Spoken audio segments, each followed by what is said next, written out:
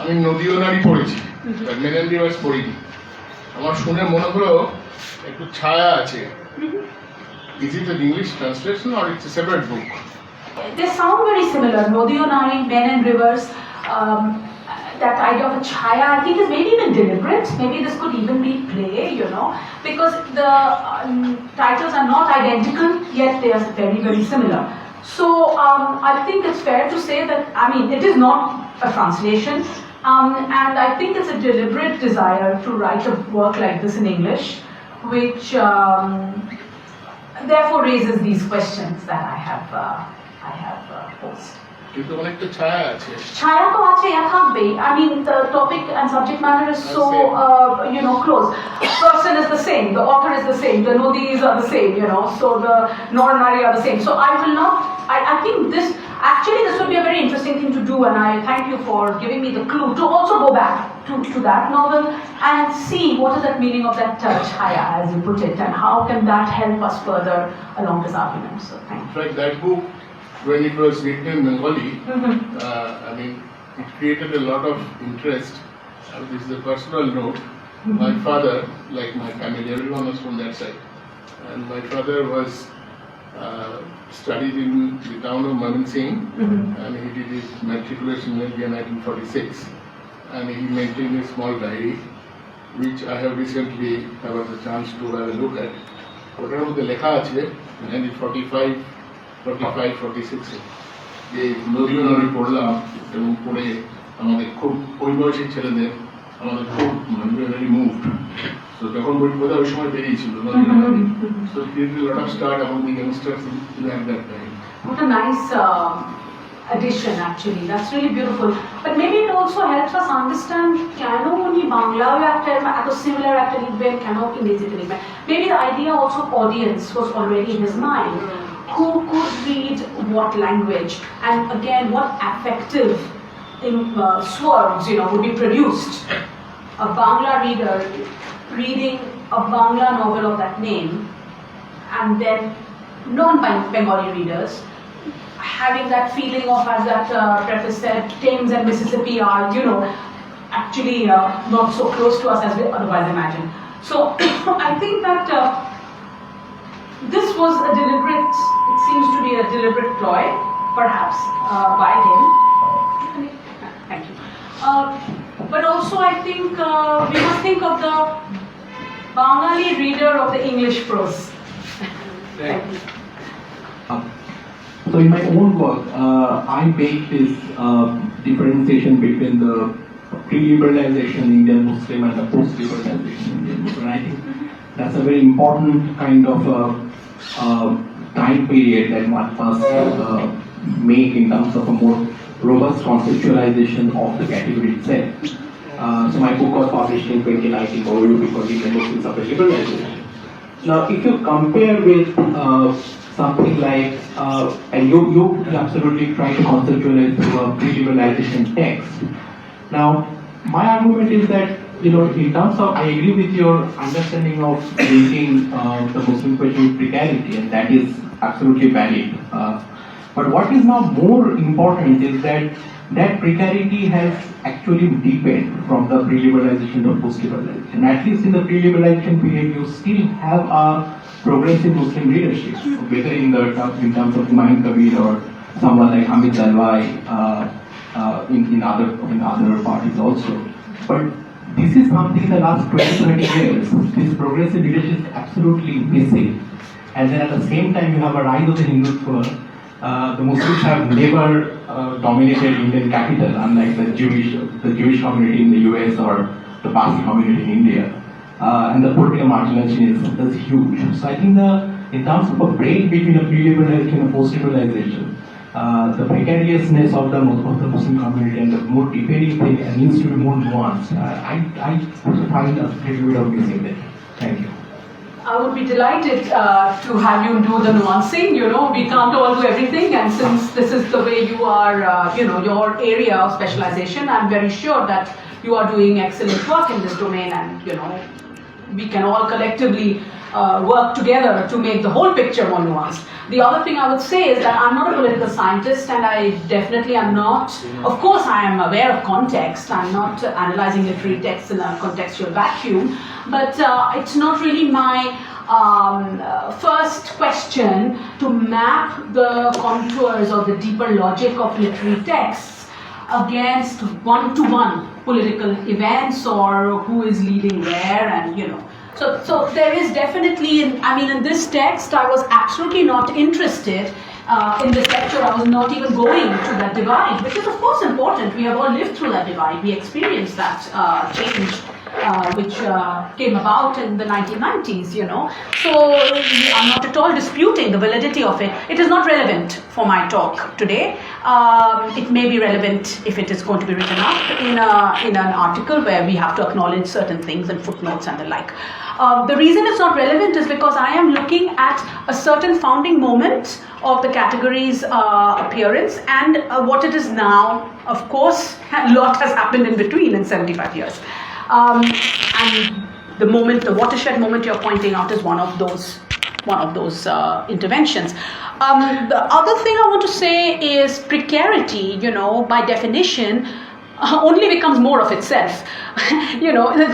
Precarity is a progressive or regressive, whatever condition you like. The word itself contains a trajectory of worsening, So you can't really say that this person was less precarious then and is more precarious now. And I think this is why there is this link between the precarity that we feel today and the precarity of the Mosholman battling the water and the cyclones in Men and Rivers, that at the moment where the political future of this category seemed extremely secure, when people could go around, have figures like Maulana Azad, and this is like people are very invested at that moment in saying that there is a space for Indian Islam coming out of Delhi. That's the rhetoric.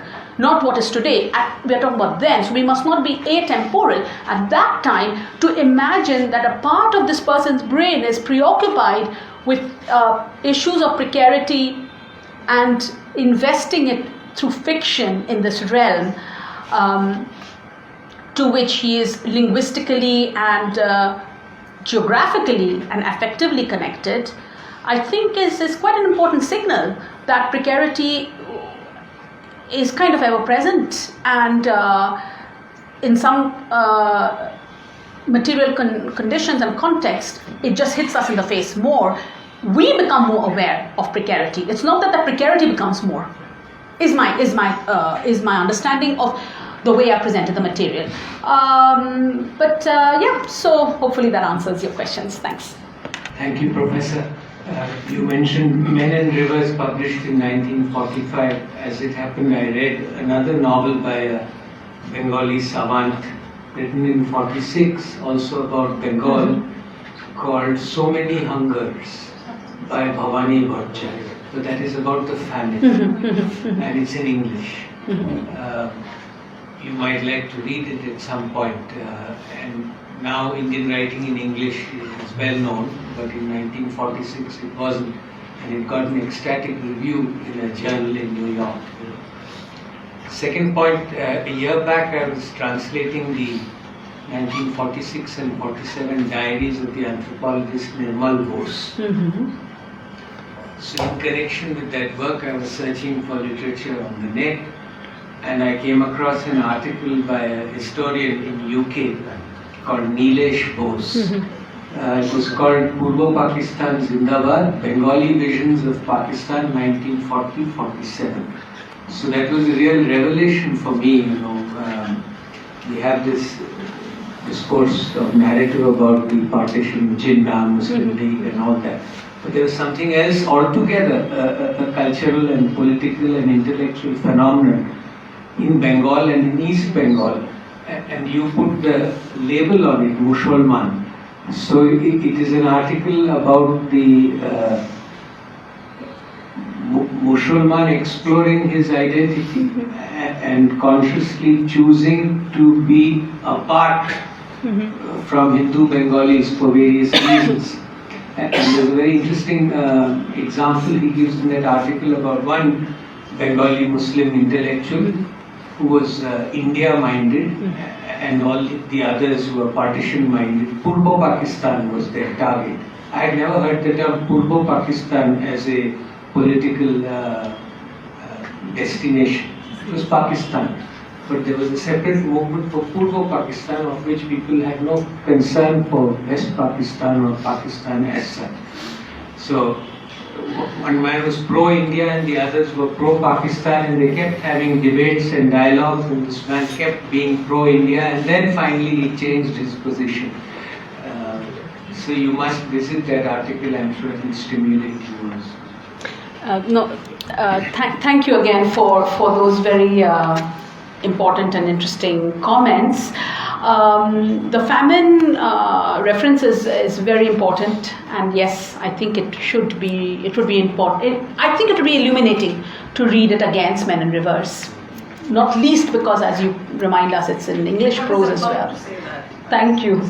Yeah, and I think this is a good moment to think about these novels together is because we are revisiting the famine at this very moment, as we know. I mean, even in this space, and we have been thinking about the famine as this anniversary has drawn on us. There have been a lot of events in the UK. I have been part of some of them. Then over here, very important, realizations that our emphasis on that, what I've called in my book, sealed moment of 1947, means that we are often not paid adequate attention to everything that was building up towards it.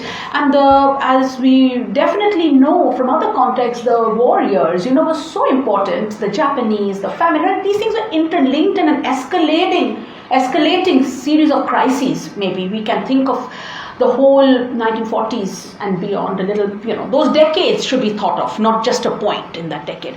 So rereading novels, say a novel like a famine novel against a premonition of partition novel, could illuminate these matters in a way that's perhaps will update the state of art and how we memorialize and how we analyze writing from that time. Nilesh Bose is actually a colleague many of us know and we have worked with.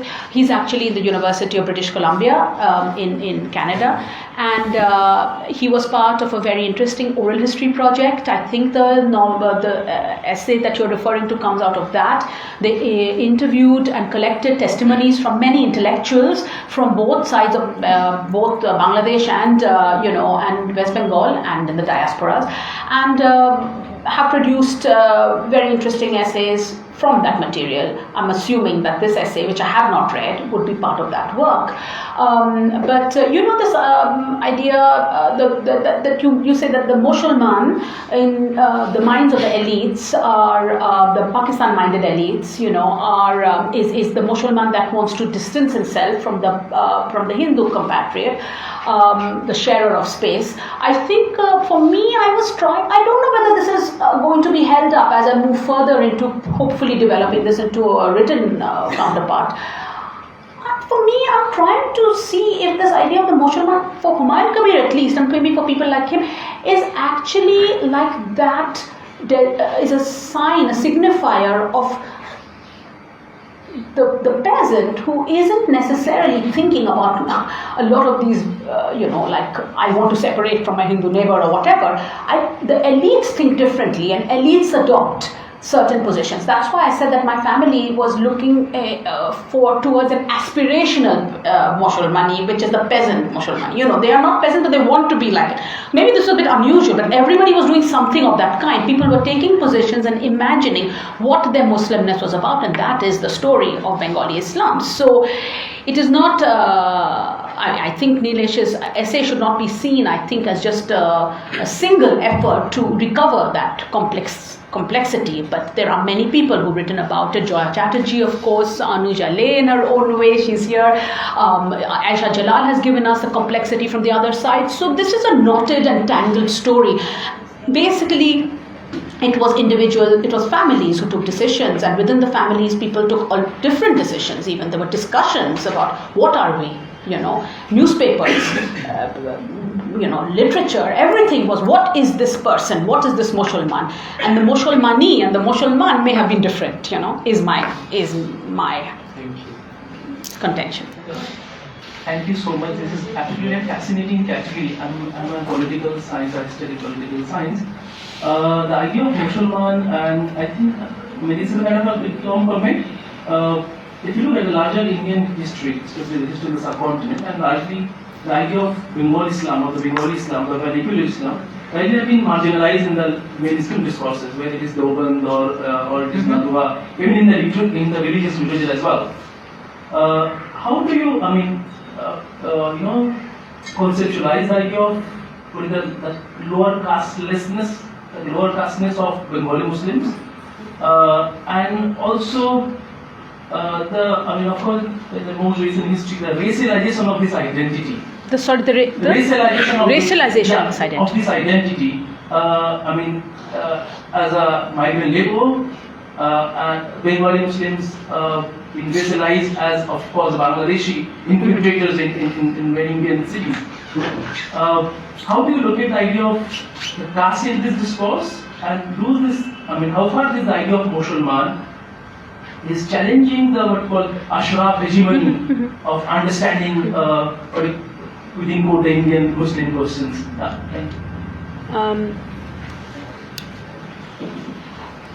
Yes, for sure. This is really again very timely, because there is no caste in this novel, But there is no caste because the world is very self-enclosed, as I'm deliberately left like that. I think there are internal hierarchies in the novel, in its society, mainly the panchayat, or there are hierarchies, not hierarchies also of occupation. So they're not hierarchies as much as occupational roles.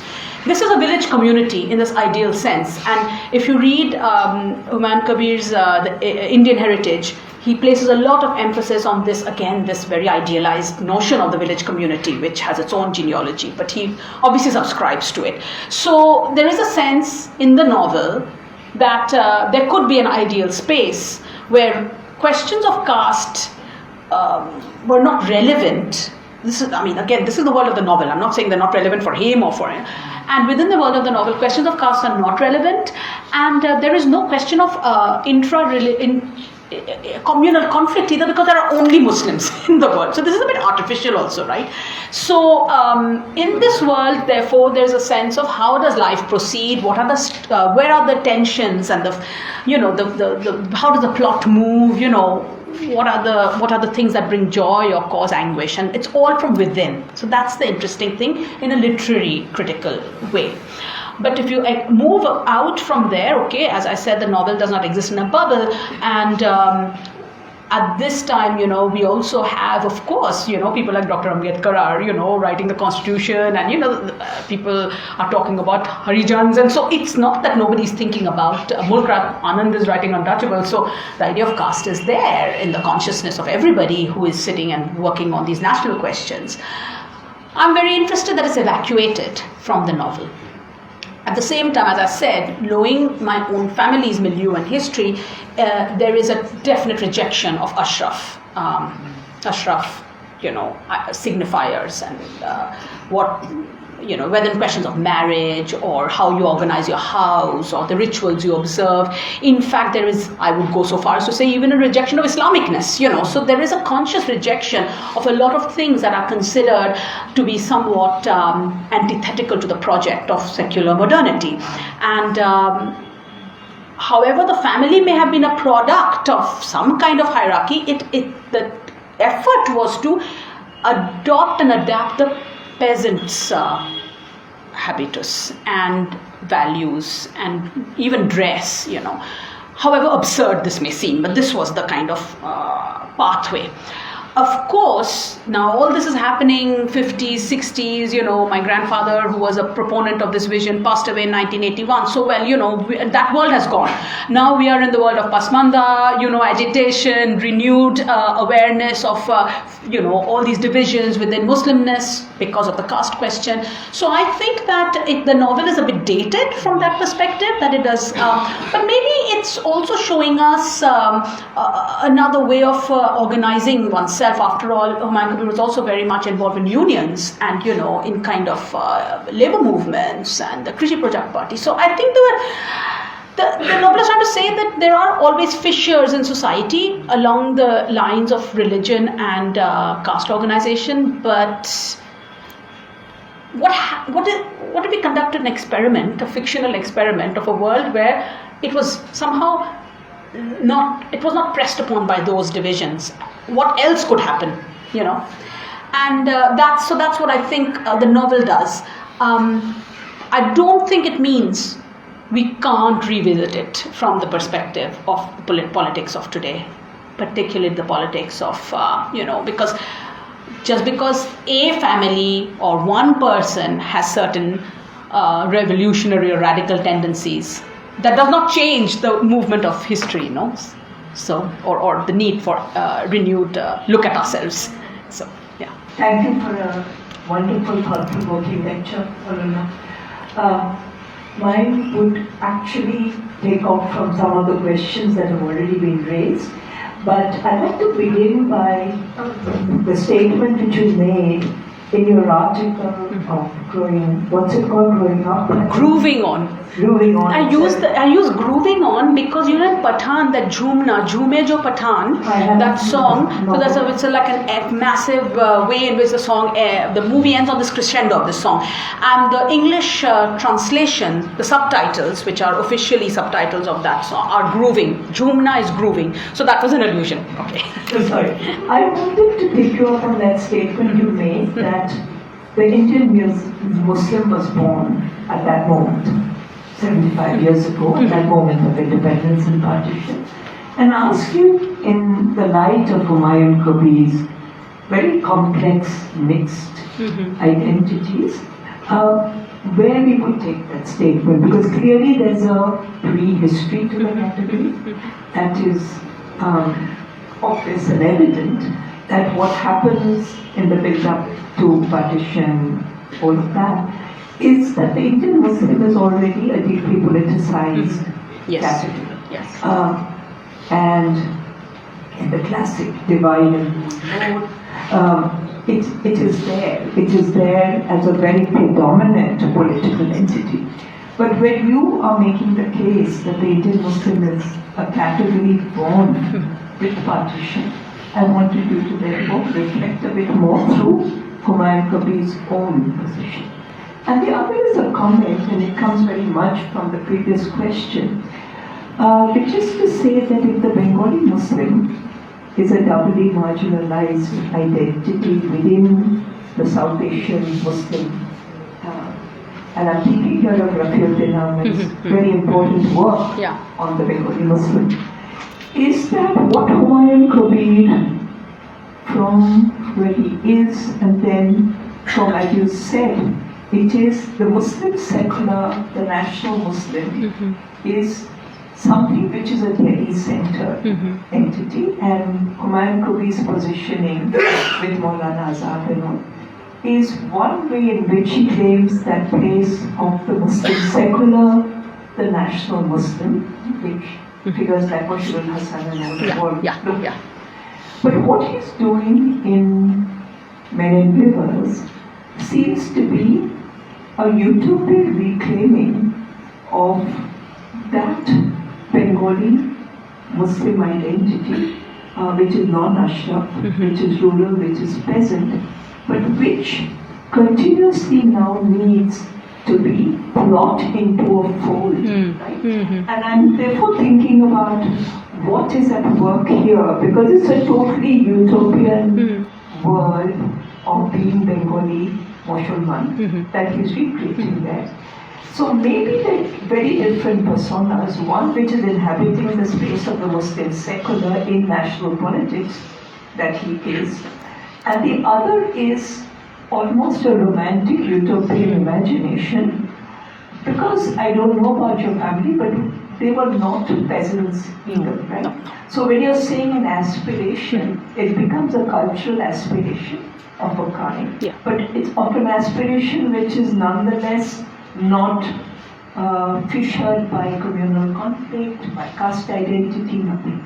So this is something I was trying to think about, and would then ask that where does he rest then them vis-a-vis several other Bengali Muslim intellectuals and figures of the time, and I'm thinking of the Suravardis in particular, political family, but also family with a literary legacy. A figure like Jadunath Bhavan, maybe. So I'm thinking of other Bengali Muslim intellectual, cultural figures who, and with the Suravardis, of course, you also have a political figure there. Yeah. I'm thinking of Maulana Azad with a background in Calcutta, but never claiming Bengal Yes. as his own. Yeah. So that's really more a comment. But I wanted to really ask you about becoming Indian Muslim in 47. Yeah. Where does that go? That's really so lovely, and thank you for bringing actually both those questions or both parts of the question together with the final comment. Because I take your perceptive, kind of nuancing that nothing could.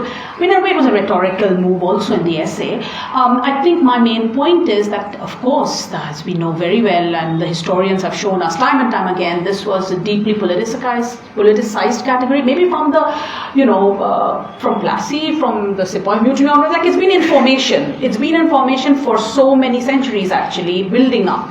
Perhaps so. Becoming is probably a better word, but I think I will perhaps hold to the statement that the minoritization definitely was inaugurated formally when 1947 happened as an event. So while I'm personally wary of epochal events and watershed moments as well, but I think that there was something that, when people became minorities in a democracy, to quote Humayun Kabir himself, then that is the thing that begins. There's a transformation of the category, just as the Indian Muslim then becomes a Pakistani, Muslim.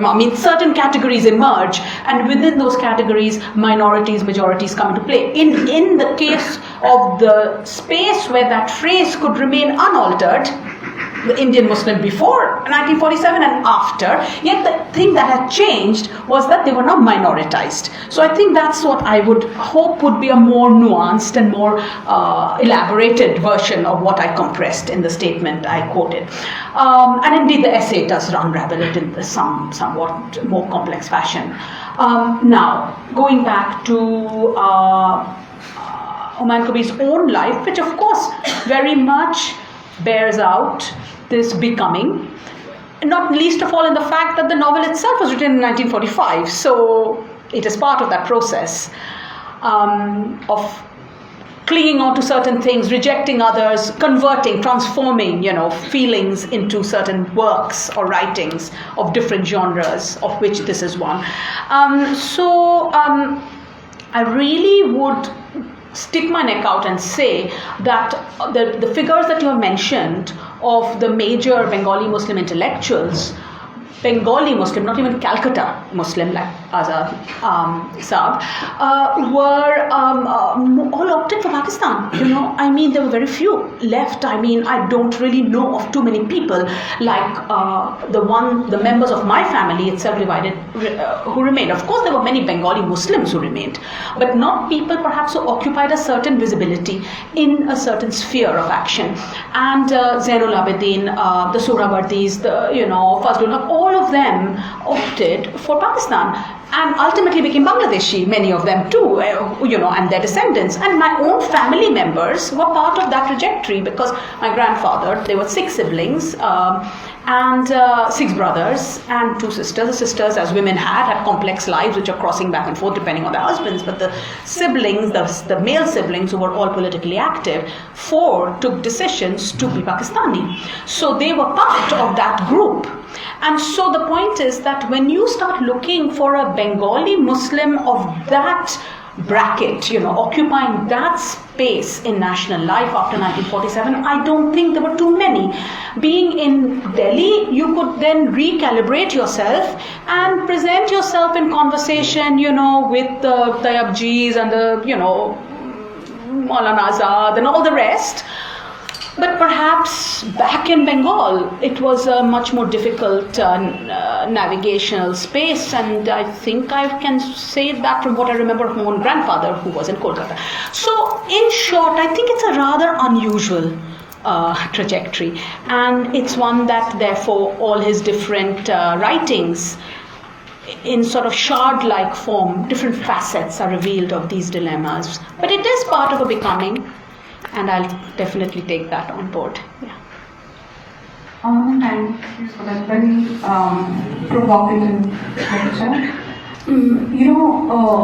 A substantial portion of your lecture was on two texts. One, a lecture and a literary text, and one of the things I love for obvious reasons is your close reading of the literary text.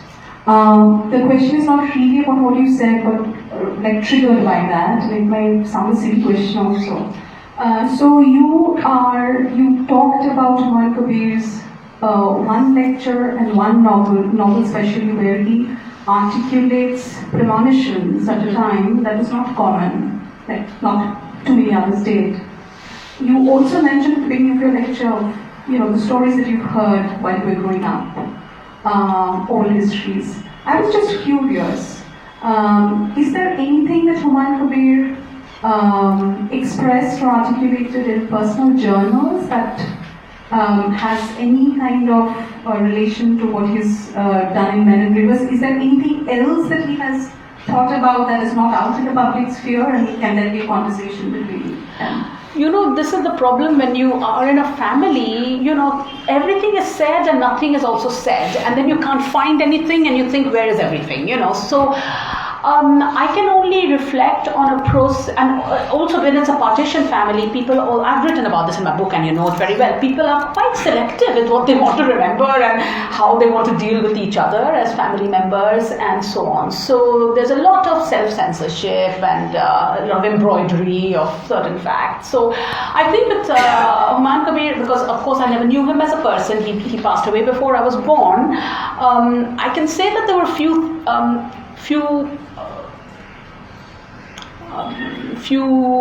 sort of characteristics or tropes, that recurred whenever he was talked about, and or things that we knew of him, even though he was no longer alive, and mostly that was around his wife and life partner, Shantilata Das, whom he married.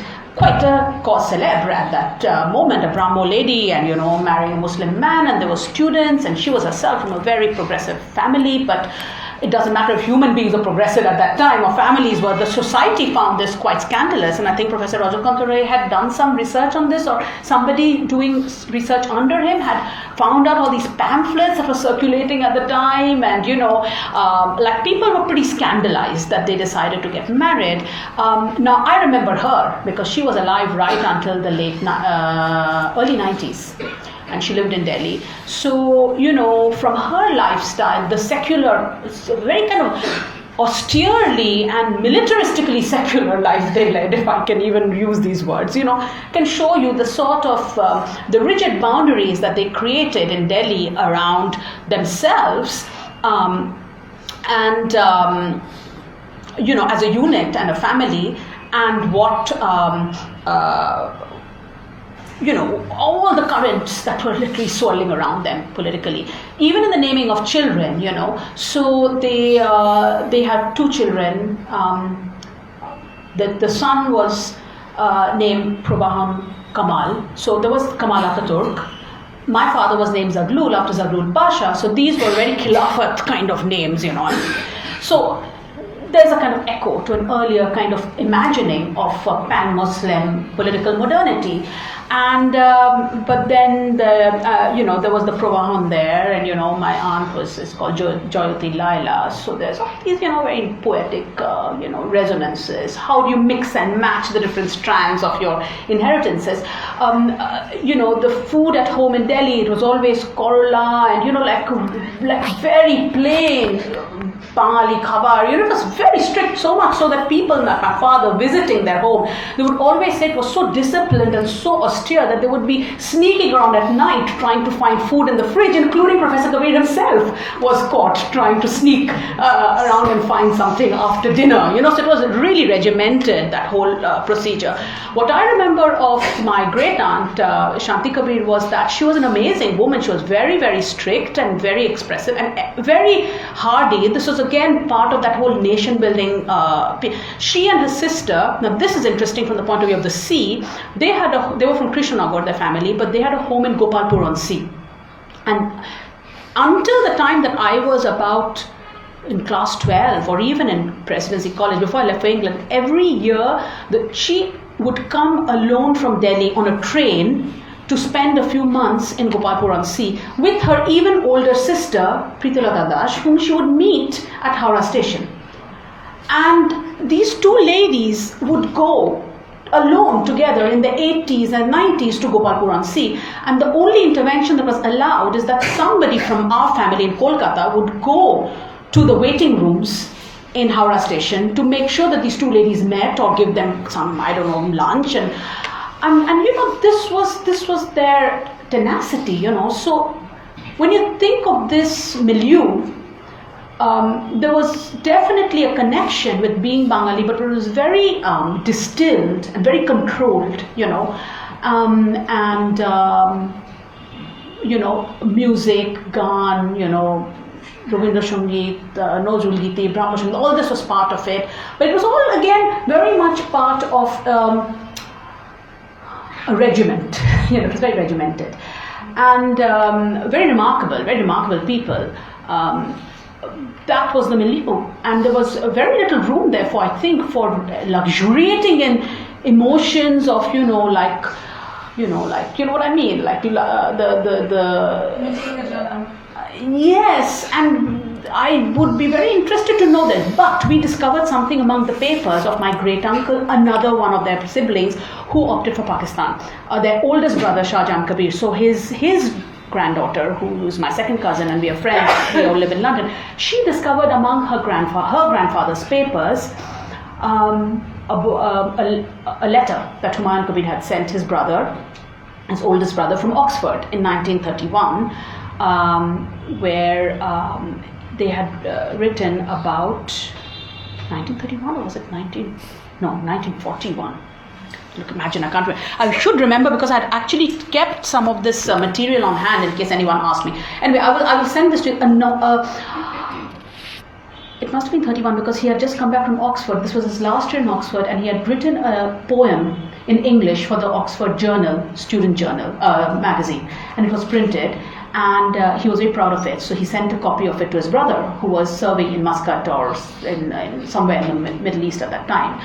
And the poem is very interesting because I think it links up to Men and Rivers in a very interesting way, but not because of content, but form. In Men and Rivers, he's interested in the river and the narrative flow of the river. And in the Indian heritage, the essays, he also talks about history as flowing, the relentless flow of history. So this idea of the flow is very much there. And there's also a sense of human beings' participation in history as joining that flow, which is of course consonant with the whole freedom movements. And this poem is called The Caravan, and it says, "Let dogs bark, but the caravan will pass." And it's about the relentless movement of caravans winding through, history and time and space, and this aimless, this kind of like ineffective barking of dogs by the side.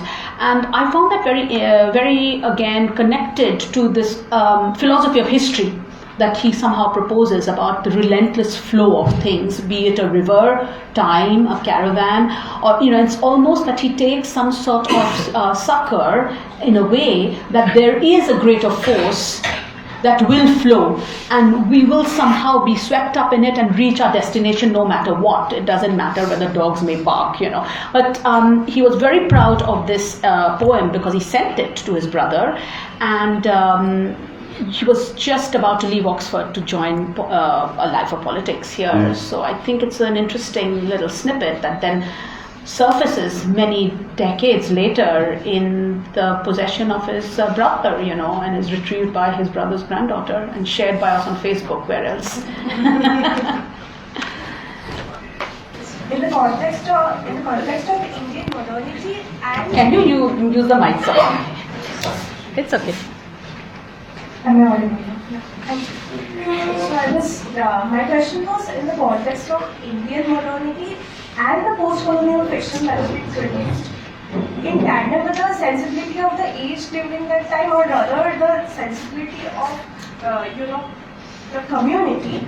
Aspiration as a political category, as you have highlighted in Humayun Kabir's, aspiration to inhabit the sphere, or rather the inhabit the life of a farmer. And I want to ask that, how did it correspond or relate or even have disjunctions with the larger institutional structures of family, community and nation? And in tandem with that, how does Indian modernity as a consciousness react to this? React to the aspiration of an individual person. That's a very it's a very broad question. Are you actually asking me to answer how Indian modernity relates to the aspirations of one person? Any person? No, I'm just asking in the context of Humayun Kabir to highlight if there was any disjunctions or relations with the aspirations of the broader structures. Okay, I think that there was somewhat of a disjunction, because I don't think it was very common, maybe especially as we have been discussing, as the person who asked about caste and Ashraf etc. earlier pointed out, that it was quite uncommon to aspire downwards. You know what I mean? Aspiration by its very nature, you think you aspire upward. Of course, this could also be seen as an act of noblesse oblige. So in a way, it's also not that innocent. You can interpret this in different ways. But certainly, the family was very consciously adopting some rather odd positions, and positions that were not necessarily consonant, and therefore they were disjunct with certain broader trends, for sure. At least in Muslim society of Bengali Muslim society of that kind. Of course, if you're leftist leaning and progressive and you're doing different things, like for example, if you see family photographs, everybody is wearing khadi. That is not so uncommon. Of course, people are wearing khadi at this time, but very unadorned, and but there's also a car, which is coming from somewhere, so it's a mishmash, and there is a lot of paradox there, but I do feel that these were rather unusual. The whole combination was rather peculiar when you come to think of what were generally people doing to solve,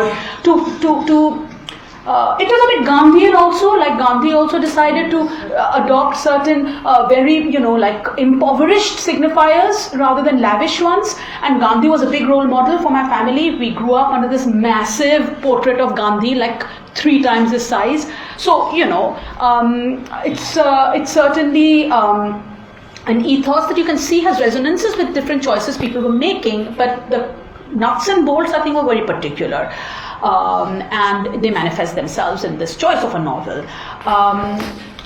How Indian modernity related to this, I think that, for instance, I'm quite surprised that not many people up to now have really done a lot of solid work on Professor Humayun Kabir. He's got a massive, oeuvre of so many works of different kinds, and now I know certain people are doing PhD theses on him. I have met some scholars in Germany and so on and so forth, but I certainly don't know. It's very boring for me, to write about my own family. So I wrote a book about Partition, in which I involved some of my memories. It was like my own oral history, I auto-historicized certain things, and I have found it, as I said in my lecture, a bit of a duty in a way to use what I know to express certain things, and I use the lecture to do the same. But it's not something that I want to keep doing or is my primary work. So I find it interesting that he has not been taken up as a figure, So maybe that therein is an answer to your question, and maybe it's time that more people did more work on him. Please, it would be wonderful to do that. I'm an anthropologist in training, so I do not have any discipline-specific questions for you, but definitely a question on categories. And speaking of categories, the category of the Bengali Muslim or the Mosholmanness, which is a very typical Bengali way of approaching the idea of being Muslim in India, especially in a post-partition context.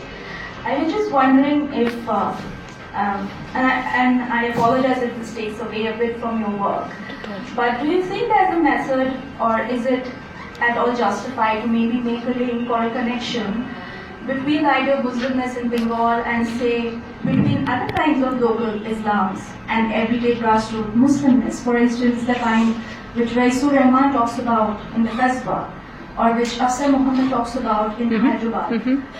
And especially this also comes from a space of interest based on my own work, because I'm also looking at the idea of Muslimness and Indo-Islamicness but through the prism of music. So if at all it makes sense to make these connections.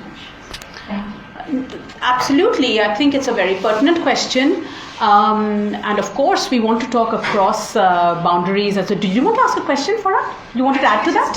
Yeah, go on. If I may. Yeah, please. Thank you so much. Okay, so it's very, very connected to what Shivar was saying. I was trying to think of flipping the question around from the title of your talk and from everything you talked about, and going back to your, sort of discussing, the effectiveness of it so much. I mean, it's so obvious that a large part of Humayun Kabir's thought in many rivers is also about land, right? And that's what makes Bengal repeatedly in historical work and literary narratives historically so special and unique in some way in the South Asian larger, sort of scenario. And so flipping this question and very related to it is, in this idea of the Mosholman, the Bengali peasant Muslim, is it not just, is it just the Muslim minority, or is it also the Bengali peasant minority? And is that one strand, and is the other strand the, sort of Delhiite Muslim political, sort of intellectual, and is he trying in some way to look at minority and, majority from political angles in these two very intellectual but also very material, very related to the land in that sort of way. I don't want to put words in your mouth, but I've been thinking about that. Thank you very much. No, that's a nice corollary, but it's a bit different from. So I'm going to try to attack them all together somehow. I'll just take the first set of queries first, and then I'll go to the flipping that you did, Farah, because yes, I think that, for example, Afzal's book, I have read it, in fact. It's just one of the last things I read before rewriting things for this talk, and I was very, because I've lived in Hyderabad, so I know that area, the whole space that he's talking about, and I was struck by his example on his emphasis on pain, and I'm like, we all know there's pain, but that's really, I want to go beyond that. So if for Afzal, and it's a good book, so it's not a critique of the book, but it's more like if his methods are taking him to pain, I'm looking for a method that takes me away from pain, and I'm doing that in other ways as well. People know about my work on allegropolitics. I coined this term to talk about this, the politics that's not a necropolitics but an allegropolitics, which is a route for survival and resistance and self-making.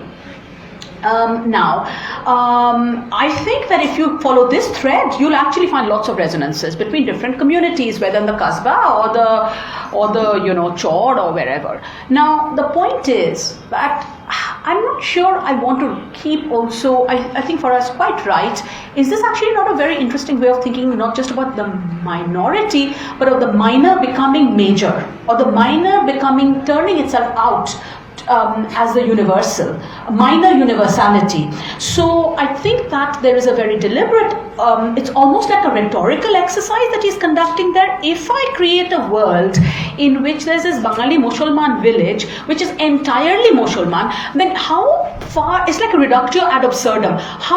To what extent that village, when does it stop becoming a Mosholman village, and when does it just become a Bengali village, So I think this is an interesting thought experiment that he's conducting, but he doesn't, he deliberately retains, the very Mosholman aspects, like the namaz, or the peer, however syncretic the peer bodar is still a peer, or the idea of the fakir and the, so there are all these things, and some of them you can see have an Islamicate, like very, you can connect it to the Shariat, and I don't know, like a very obviously Islamic way of living, and the others are melding and blurring, as we know they do in this space. So I think he's saying, let's not start, why don't we start thinking about Bangali from the Mosholman, not from any other kind of Bangali, and this is also Bangali. So I think it's a very beautiful way of turning things inside out, flipping them inside out, as Farah said. Regarding, going back to your question about categories and linking up, therefore, could we perform the same exercise? I started out by saying that there's an indic sensorium or variations of the sensorium that really, I think that people in this who are defining or being defined as Indian Muslims are also going to. So this sensorium, while some elements are the same, will not be identical from region to region. So that is our key. Music is another very important mode where this sensorium is brought to life, and I think we have to think about Nozrul Islam. That could be a whole other lecture, to really see how that happens in Bengal. But there would be other contexts and other singers, other genres. So, thank you, everybody.